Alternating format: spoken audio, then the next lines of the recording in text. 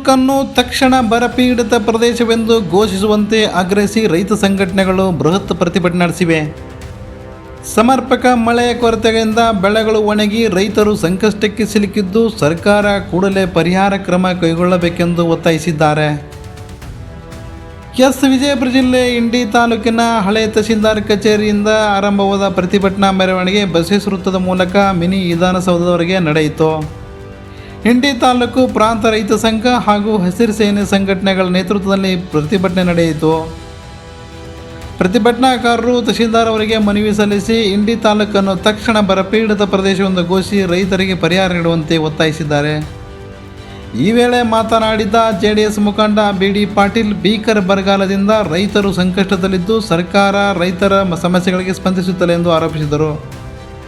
ಇನ್ನು ಪ್ರಾಂತ ರೈತ ಸಂಘದ ಅಧ್ಯಕ್ಷ ಭೀಮರಾಯ ಪೂಜಾರಿ ಮಾತನಾಡಿ, ಬರದಿಂದ ತೊಂದರೆಗೊಳಗಾದ ರೈತರು ಹಾಗೂ ಕೃಷಿ ಕೂಲಿ ಕಾರ್ಮಿಕರಿಗೆ ಸೂಕ್ತ ಪರಿಹಾರ ನೀಡಬೇಕು. ಮಹಾತ್ಮ ಗಾಂಧಿ ರಾಷ್ಟ್ರೀಯ ಗ್ರಾಮೀಣ ಉದ್ಯೋಗ ಖಾತ್ರಿ ಯೋಜನೆಯಡಿ ಉದ್ಯೋಗವನ್ನು ದಿನಗಳನ್ನು ಹೆಚ್ಚಿಸಿ ದಿನಗೂಲಿಯನ್ನು 600ಕ್ಕೆ ಏರಿಸಬೇಕೆಂದು ಆಗ್ರಹಿಸಿದ್ದಾರೆ.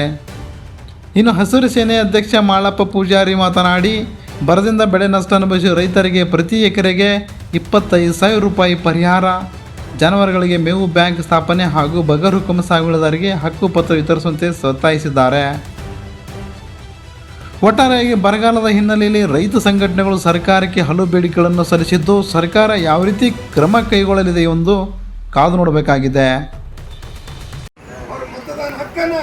ಕಡ್ಡಾಯವಾಗಿ ಸೇರ್ಪಡೆ ಮಾಡಿ ಅವರಿಗೆ ಸರಿಯಾಗಿರ್ತಕ್ಕಂಥ SR ಪ್ರಕ್ರಿಯೆಯನ್ನು ಕೊಡಬೇಕು ಅಂತ ತಿಳ್ಕೊಂಡು ಈ ತಾಲೂಕಿನ ವಕ್ತಾರ ಪರವಾಗಿ ರೈತ ಪರವಾಗಿ ಒತ್ತಾಯ ಮಾಡ್ತೇನೆ. ಇವತ್ತು ಒಂದು ವೇಳೆ ಸರ್ಕಾರ ಇಂಡಿ ತಾಲೂಕು ಬರಗಾಲ ಘೋಷಣೆ ಮಾಡದಿದ್ದರೆ, ನೀರಾವರಿ ಮಾಡದೇ ಇದ್ದರೆ ಮುಂದಿನ ದಿನಮಾನಗಳಲ್ಲಿ ಪಕ್ಷಾತೀತವಾಗಿ ಉಗ್ರ ಹೋರಾಟವನ್ನು ಮಾಡಬೇಕಾಗ್ತದೆ ತಿಳ್ಕೊಂಡು ಇಂಡಿ ತಾಲೂಕಿನ ಪರವಾಗಿ ಪತ್ರಿಕಾ ಮಾಧ್ಯಮದ ಪರವಾಗಿ ಮತ್ತು ತಹಸೀಲ್ದಾರ್ ಮೂಲಕ ಸರ್ಕಾರಕ್ಕೆ ಒತ್ತಾಯ ಮಾಡುವ ಮೂಲಕ ನಾವು ಇಲ್ಲಿ ಸೇರ್ತೇವೆ. ಅದಕ್ಕಾಗಿ ನಮ್ಮ ದಂಡಾಧಿಕಾರಿಗಳ ತಹಸೀಲ್ದಾರ್ ಸಾಹೇಬರು ಕೂಡಲೇ ಫ್ಯಾಕ್ಸ್ ಮೂಲಕ ಜಿಲ್ಲಾಧಿಕಾರಿಗಳ ಮುಖಾಂತರ ಇವತ್ತು ರಾಜ್ಯ ಸರ್ಕಾರಕ್ಕೆ ಮನೆಯನ್ನು ಕೋರಬೇಕು ತಿಳ್ಕೊಂಡು ಒತ್ತಾಯ ಮಾಡುವ ಮೂಲಕ ಮತ್ತೊಮ್ಮೆ ಇದೆಲ್ಲ ನಮ್ಮ ತಾಲೂಕಿನ ಹಲವಾರು ರಸ್ತೆಗಳು ಇವತ್ತು ಅಡಿಗೆಟ್ಟು ಹೋಗ್ಯಾವ, ವಾಹನಗಳು ಇವತ್ತು ಕೆಟ್ಟಿರುವಂಥ ಪರಿಸ್ಥಿತಿ ಬಂದದ. ನಮ್ಮ ತಾಲೂಕೆಲ್ಲ ಕೆರೆಗಳು ಬತ್ತಿ ಹೋಗ್ಯಾವ, ನೀರಾವರಿ ಇಲ್ಲ. ಅದಕ್ಕಾಗಿ ನಮ್ಮ ರೈತರ ಪರವಾಗಿ ನೀರಾವರಿಯನ್ನು ಸಂಪೂರ್ಣವಾಗಿ ಮಾಡದೇ ಇದ್ದರೆ ನಾವು ಉಗ್ರವಾಗಿರ್ತಕ್ಕಂಥ ಹೋರಾಟವನ್ನು ಮಾಡಬೇಕಾಗ್ತದೆ ತಿಳ್ಕೊಂಡು ಸರ್ಕಾರಕ್ಕೆ ಎಚ್ಚರಿಕೆ ನೀಡುವ ಮೂಲಕ ಮಹಾರಾಷ್ಟ್ರದಲ್ಲಿ ಮಳೆಯಾಗಿ ಇವತ್ತು ಕೃಷ್ಣಾ ನದಿ ನೀರು ಬದಲಾಗುತ್ತದೆ.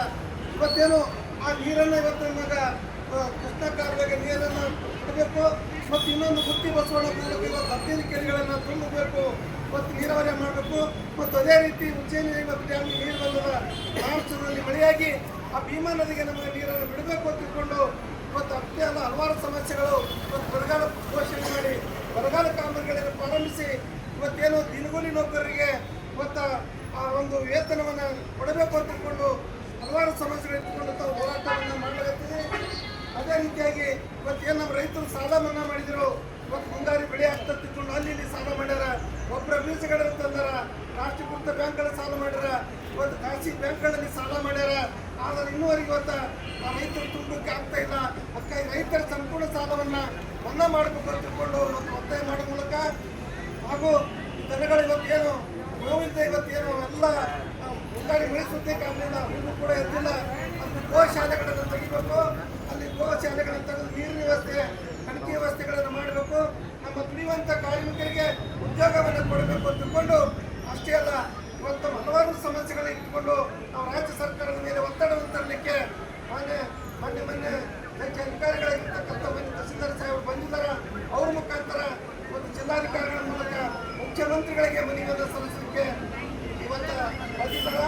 ಅಷ್ಟೇ ಅಲ್ಲ, ಇವತ್ತು ರೈತರ ಸಾಲವನ್ನು ಅಷ್ಟೇ ಅಲ್ಲ, ಇವತ್ತು ಬಡವರು ಏನದಾರ 65 ವರ್ಷ ಆದವರು, ಗಂಡಸತ್ತವರು, ವಿಧಿಯರು ಅವರು ಕೂಡ ಬರ್ತಕ್ಕಂಥ ಪಿಂಚಣಿ ಕೂಡ ಇವತ್ತು ಬಂದಾಗ್ಯದ.